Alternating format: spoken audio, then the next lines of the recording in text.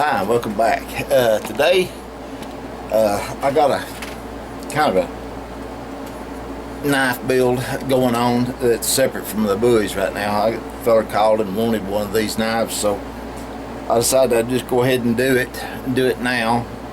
And it's just a one-off of this particular model. So I thought, well, why not, huh? And Biggins is going to take a lot of sandpaper, and I ain't got a whole lot right yet, so still waiting on some orders to come in, so use what you got. So anyway, it's this right here. It's a gut hook. So he wanted a gut hook, so that's what I've done. Right there, there's my DBK stamped on the blade. Yep. Right there. This ain't fully hand sanded yet. It's just not even up to 120 grit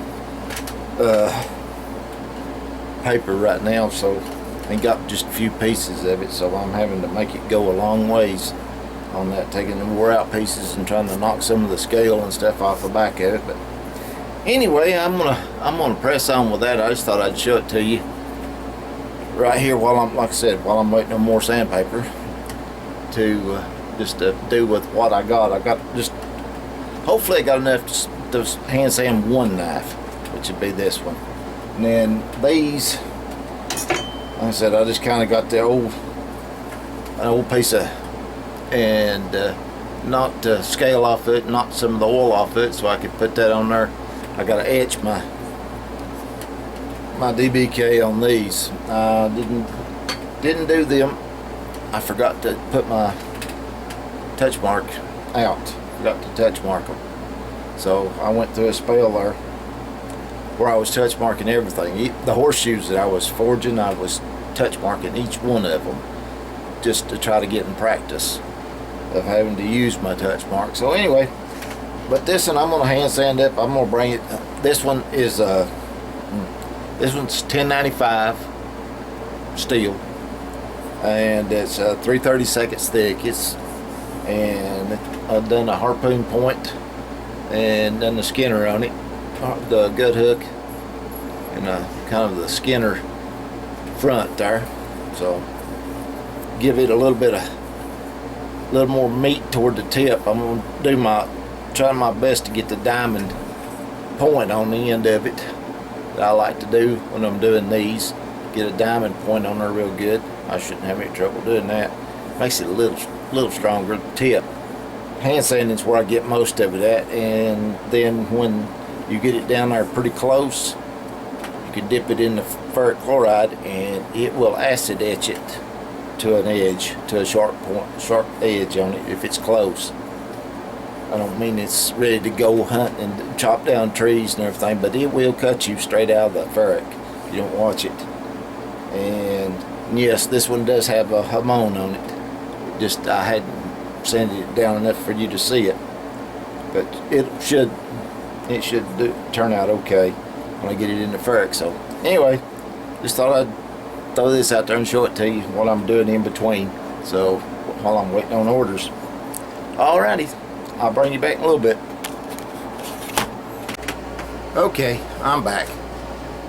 Spared you all the details of the hand sanding. I had just enough sandpaper to do this one, and that's it, because one of the big buoys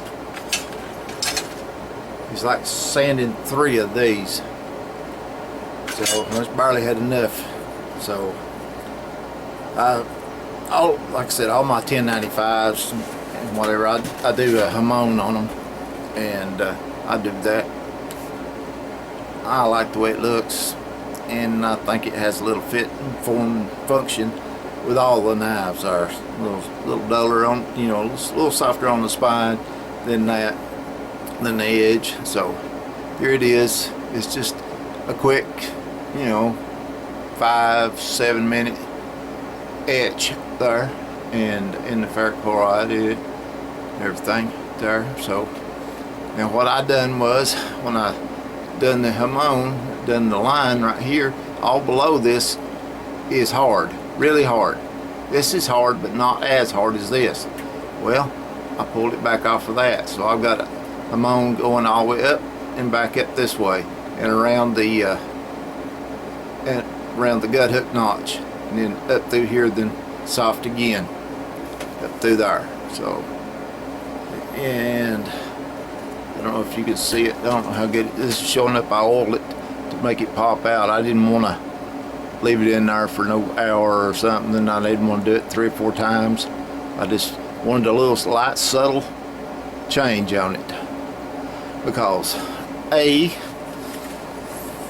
I'm going to be using either elkhorn or ivory for a handle on this one. I hadn't made up my mind yet, and so I didn't want I don't want the blade to take away from the handle.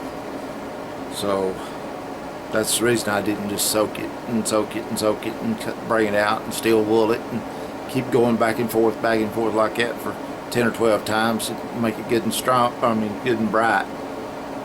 So yeah. So anyway, I'm gonna end this video right here. Thanks for watching. This is Bobby Shields saying God bless.